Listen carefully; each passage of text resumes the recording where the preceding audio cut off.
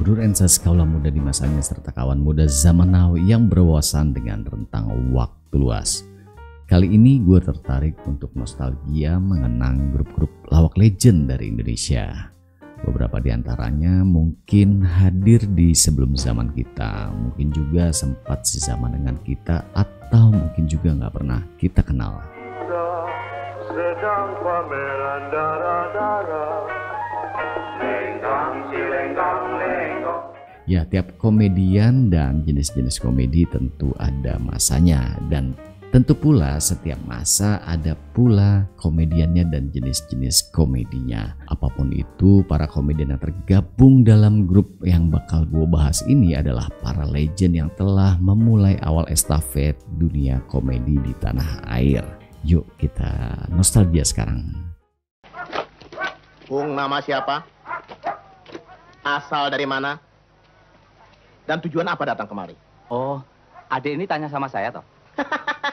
Adek, saya Syarif di sini. Pak Syarif, masa aku diancam sama orang tuh? Kan orang yang lain masih banyak kan? Anda pernah melihat dia? Ah, kalau sisak sama Kadal, jangan kena aku. Bapak pun sudah sering melihatnya. Cuma sisak anak Kadal baru ini hari ku dengar. Anda tahu? Enggak. Cicak bin Kadal adalah penjahat besar. Terimalah ini.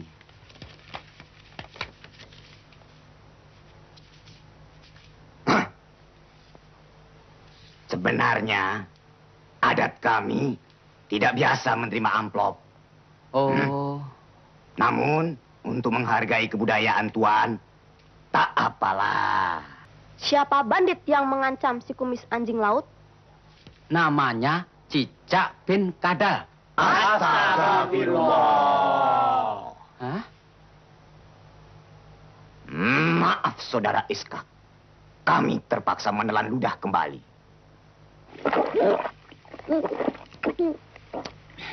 Quartet Jaya.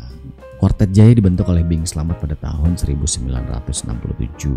Anggotanya adalah Bing Slamet, Edi Sudiharjo atau Edi Sud, Ko Cheng Li atau Ateng, dan Iskak Darmosuwiryo atau Iskak.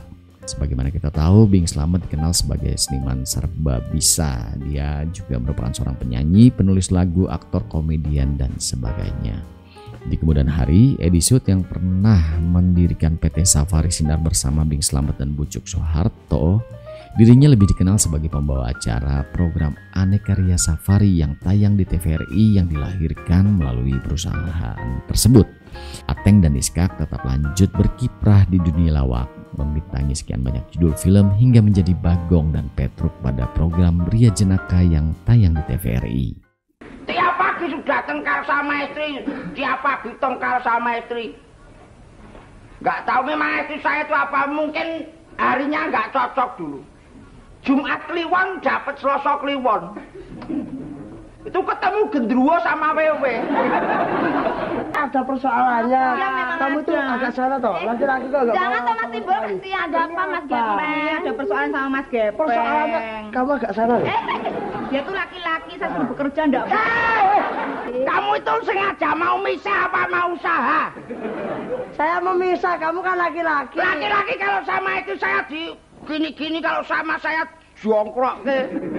Ini apa persoalannya itu apa? Tanya dulu.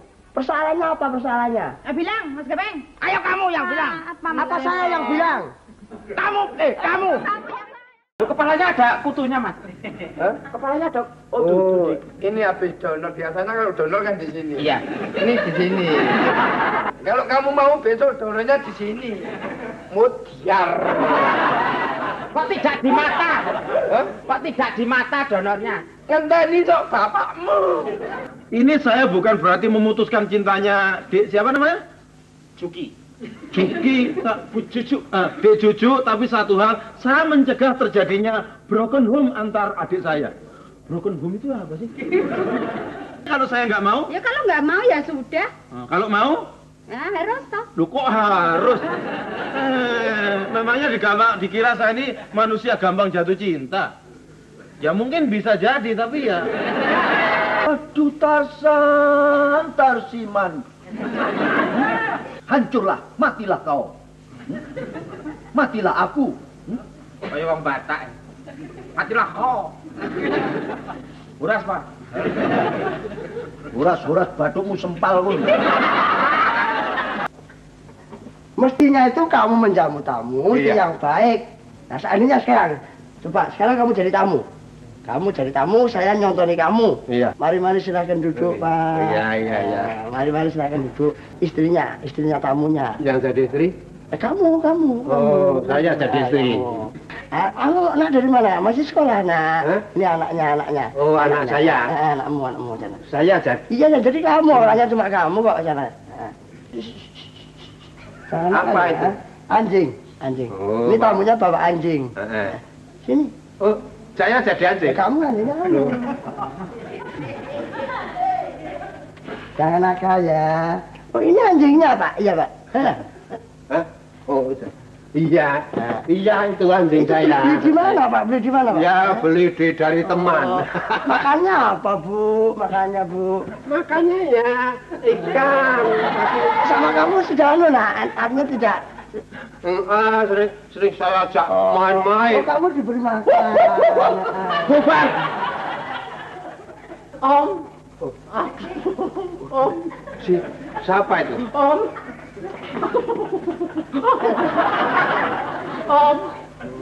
Kenapa kamu tuh kenapa? Om. Saya rasa itu cuma si Tesi kan? Tesi Wahyuni. Riwayati. Hartati. Kabul. Gak keluar. Salah dong. Sri Mulat dibentuk di tahun 1950 oleh Raden Ayu Sri Mulat dan suaminya Teguh Slamet Raharjo dengan nama Gema Malam Sri Mulat. Awalnya ini adalah kelompok seni keliling yang melakukan pertunjukan cerita, lagu, dan tari dari satu kota ke kota lainnya di wilayah Jawa Timur dan Jawa Tengah. Rombongan seni ini memulai lawakan pertama mereka pada tanggal 30 Agustus 1951 dengan menampilkan tokoh-tokoh dagelan Mataram. Akhirnya, dagelan atau lawakan dan lagu menjadi formula pertunjukan mereka. Di tahun 1960, karena ada masalah keuangan, rombongan ini pun memilih menetap di Surabaya. Kemudian di tahun 1961, mereka mulai memakai nama Sri Mulat. Dalam perkembangannya, kelompok Sri Mulat kemudian mendirikan cabang-cabang seperti di Surabaya, Semarang, Yogyakarta, dan Jakarta. Teguh, sang pendiri Sri Mulat, menekankan kekhasan pada para pemainnya, sehingga menjadi syarat mutlak pada saat dia ingin merekrut anggota, yaitu bisa melalui pakaian, dandanan, gerakan tubuh, kalimat, dan sebagainya. Sri Mulat merupakan grup lawak yang paling banyak memiliki personil yang pernah keluar dan masuk, mencetak banyak pelawak terkenal, sekaligus grup yang paling lama bertahan di Indonesia. Para pelawak yang pernah dibesarkan Sri Mulat diantaranya adalah Asmuni, Bambang Gentolet, Basuki, Pak Bendot, Betet, Juju, Doyok, Eko, George Sapulete, Gepeng Gogon, Joni Gudel, Kadir Karjo, ACDC, Lesus, Mami, Nunung, Nurbuat, Polo, Rohana, Sofia, Tarsan, Tesi, Timbul, Topan, Tukul, dan sebagainya. Banyak banget kan. Mas Bagio itu sebaiknya Anda tahu. Sebabnya Darto biar jelek begini, tapi sudah terkenal. Ini penyanyi dari masa ke masa. Sebaiknya Anda tahu penyanyi dari masa ke masa. Oh, ini berbintang-bintang secara acara-acara TVRI itu. Ya. Kalau gitu ini memang masalah kita.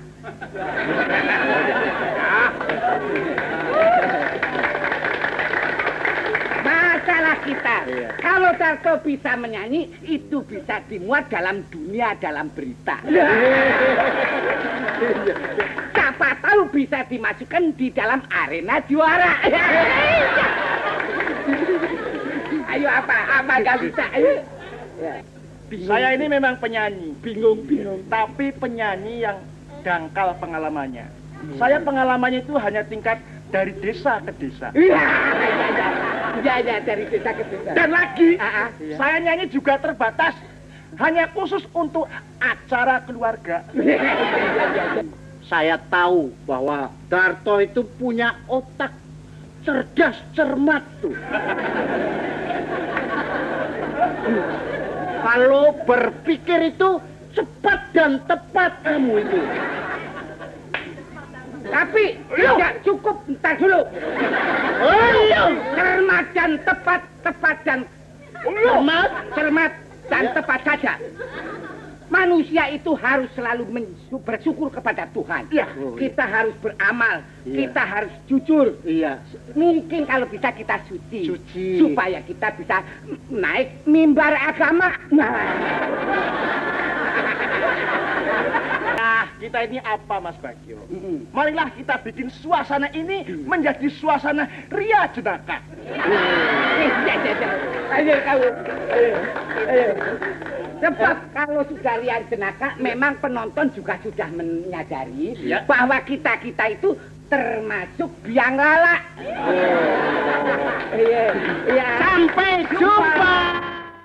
Bagio CS. Bagio CS dibentuk oleh S. Bagio pada tahun 1970 dengan formasi S. Bagio, Darto Helm, Diran, dan Sol Saleh. Peran Bagio tentu sangat dominan, apalagi dia telah kenyang bergonta-ganti grup dengan para pelawak besar lain di era 70-an. Di tahun 1957, ia sempat bergabung bersama Edi Sud dan Iskak. Di sekitar tahun yang gak jauh juga, dia juga sempat bergabung bersama Bing Slamet, Cepot, Mang Topo, dan Simon. Di tahun 1963, dia sempat bergabung bersama Ateng dan Iskak. Kemudian, Bagio pun nyaman bersama Darto Helm, Diran, dan Sol Saleh hingga tahun 1993. Walaupun akhirnya Sol Saleh keluar dari grup ini di tahun 1983. S. Bagio sempat kuliah hukum di UGM, tapi dia lebih memilih untuk menjadi pelawak. Dan S. Bagio sendiri bermain di banyak film, baik film komedi maupun film serius. Bahkan sempat masuk nominasi FFI dalam film Sang Guru.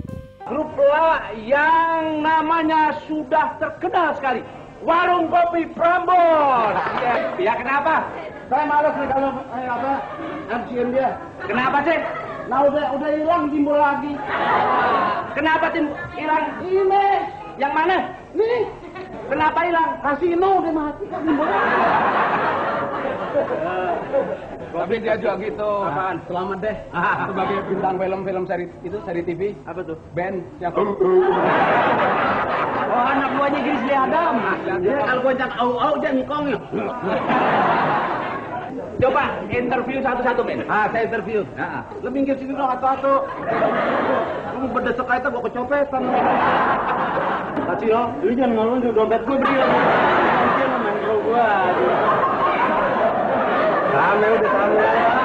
Kasih dia dompet gua, men. Tenang.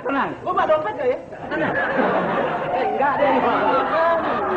Hendro, ya. Bagaimana kabarnya? Baik, emak di rumah. Ini daripada ente capek nanya nih, gua langsung jawab terus. Borongan jawabannya. Nah, sekarang sini kita ngapain emak nih? Hendro, ya. Saudara Hendro, lu jangan dengerin dulu. Mau nyontek nih, Meh. Lo nanya udah nongol aja. Adik-adik dari warung kopi ini setidak-tidaknya dia pernah jadi mahasiswa. Mahasiswa? Gue dosen. Dia dosen FAAKP. Apa itu? Fakultas Angkat Junjung Kuli Pelabuhan. Lo fakultas PGT. Apa itu? Pasukan Gali Tanah. Ganti dong nih. Mau kemana Pak Keroncong? Ini bawa keroncong juga. Ini keroncongan. Oh, perut gue yang keroncongan. Saudara, siapa namanya nih? Dono. Don. Kalau dipanggil orang Don, gitu. Don Kisot. Warung Kopi Prambors. Warkop DKI. Cikal bakal Warkop DKI bermula di tahun 1973 dari sebuah acara lawak radio untuk Radio Prambors yang digagas oleh Temi Lesan Putra, orang yang mengatur acara siaran di sana. Temi pun meminta agar teman-temannya dari Universitas Indonesia yang suka ngebanyol, yaitu Kasino Hadiwibowo atau Kasino, Nanu Mulyono, dan Rudi Badil untuk mengisi acara tetap setiap hari Kamis malam. Acara itu bernama Obrolan Santai di Warung Kopi dan ternyata sangat diminati oleh para pendengar.